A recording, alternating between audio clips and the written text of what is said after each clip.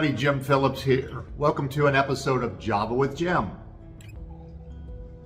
It's great to have you here. As always, I appreciate you taking a few minutes out of your day.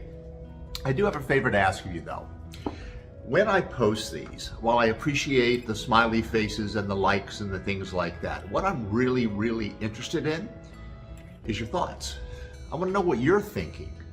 I post this information to stimulate thought, to get people to really consider what they think, what they feel, what they believe about the topics that I put out there. I'm not looking for people to agree with me. I'm really looking for conversation, dialogue that we can all benefit from.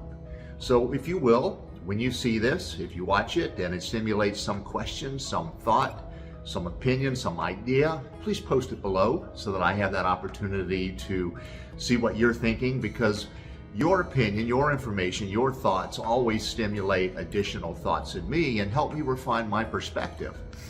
None of us has the perfect perspective, but yet we can refine our perspectives based on sharing information with each other. So if you could do that, I would greatly appreciate it. Now today what I'm going to do is I'm going to start off with a quote. I'm going to say it's been attributed to Rumi. It's not that it's just been attributed to Rumi. Rumi actually said this. And I think it's a really interesting place to start this conversation. And what Rumi said, and for those of you who don't know who Rumi is, he is a Sufi poet, I believe, back from the 7th century. And so what Rumi said was, that which you seek, seeks you. That which you seek, seeks you.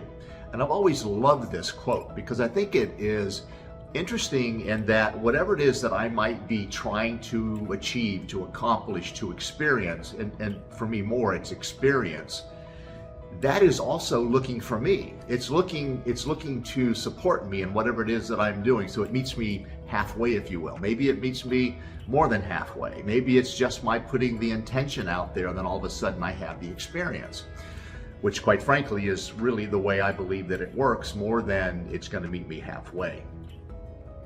So when you think about something that you have a strong desire for, and you consider what you possibly can do to create that experience or create that opportunity, and if you say that this is something that you seek, the first question I would ask you is that really what you seek? And I'm going to give you an example. Let's say that you have a strong desire to be the CEO of a company or be a business leader, and that's what you're working towards. Well, I guess the question would be, how does that seek you? How is it that that is seeking you? Well, to me, the question is not that my desire is to be the CEO of a company or to be a business leader. It's what is that going to do for me? How is that going to make me feel?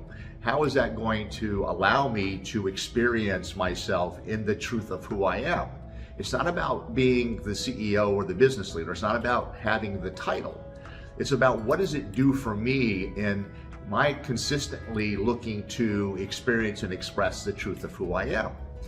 So if we put our focus on being the CEO or the business leader, we're actually missing the point. The point is, we're looking for that, see, I can't even put it in words. I'm going to say the feeling associated with it, where we know we're living from our truth, living as our truth. So we know what that is. So that's actually what it is that we're trying to accomplish, not being a CEO. But again, we don't necessarily identify by saying, well, what I seek is that feeling. We say, no, what I seek is I want to be the CEO, recognizing that if I become the CEO, this is the feeling that I hope that I'm going to have, or this is the experience of myself that I hope to have as I achieve this. So I think we have to be careful when we think about that quote, that what I seek seeks me, because my belief is that what I seek is that overall experience of the truth of who I am. And the truth of who I am already resides within me. So it's not a matter of going outside to discover it. It's about looking within to realize it, to allow it to be. It's not something that I have to achieve. It really is a matter of allowing.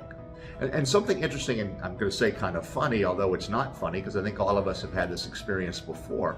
But when I was thinking about all this, I decided just to do a little bit of research.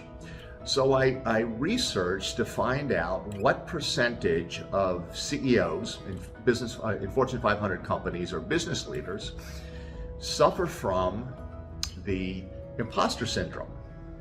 And I was shocked. I knew the number was high, but I didn't realize it was going to be 78%. So 78% who become CEOs or business leaders suffer from imposter syndrome.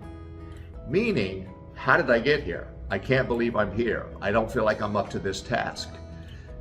What if somebody finds out that I really don't know what I'm doing? 78%. And I will tell you, I suffer from that. I think about it all the time in the different roles that I have played, but yet it also is what drives me, because it's what causes me to continue to want to grow, to expand, to better understand, to truly be who I am, because I think that's what people are going to associate with anyway. Not because I'm a CEO or a business leader, but because of who I am and how that connection with that truth of who I am would connect with the truth of who someone else might be. Now, another astonishing fact was that 59% of the CEOs actually feel like leaving their position as a result of having imposter syndrome. Now again, I haven't gotten to that point where I felt like leaving. It's actually been more of a motivating factor for me, not to prove to anybody that I'm deserving of whatever position I'm in, but to make sure that I'm fulfilling the role that I'm in, but also that I'm truly expressing the truth of who I am through the role that I've chosen. It's always a choice, but through the role that I've chosen at that particular point in time. And I can choose any role just as anybody can. The experience and expression of our truth is not tied to any one thing. It's not tied to a label, a role, or anything else that we might play out in our lives. The truth of who we are is the truth of who we are. It never changes. It's that which will always be, always has been, and is as we sit here right now, as I speak to you. So keep it in mind when you're thinking about what it is you truly desire. Recognize that what you truly desire is not the thing that you're actually going after. Again, getting a job, buying a big house, buying a new car, fame and fortune. However, if that is something that you feel that you seek, I would ask the question, if I seek fame and fortune, and if I achieve fame and fortune, what do I hope to derive from it? Is it just because people will know me, and what do I get from that? Is that going to actually give me the fulfillment that I truly desire? Is it going to give me that experience of the truth of who I am that I truly desire? And then look at it from this standpoint. If I become a CEO of a company, if I achieve fame and fortune, if that were all to go away in an instant, what's left? Am I different than I was when I was a CEO or had acquired fame and fortune? And when I say am I different, I'm not talking about the label. I'm not talking about any of that. But am I different? Is the truth of who I am still there? Recognizing that the truth is the truth, always was the truth, and always will be the truth. Now I have a stream of consciousness that came to me one day that I'm going to just share with you right now. To me, it's a very interesting statement to make, and I use it all the time when I'm feeling a little bit down about myself or just trying to figure things out with regard to how I feel I'm experiencing and expressing myself in the world. And it goes like this: I am that I am, always have been and will be. Who I am is who I am and will not change. It is who I believe myself to be that will change to reflect who I am. So I am who I am.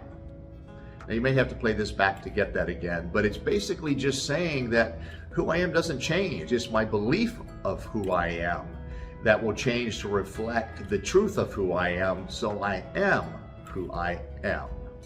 I'm going to leave you on that. I hope you enjoyed this little bit of insight from me. Again, please leave your comments, leave your questions, leave your opinions, leave your ideas.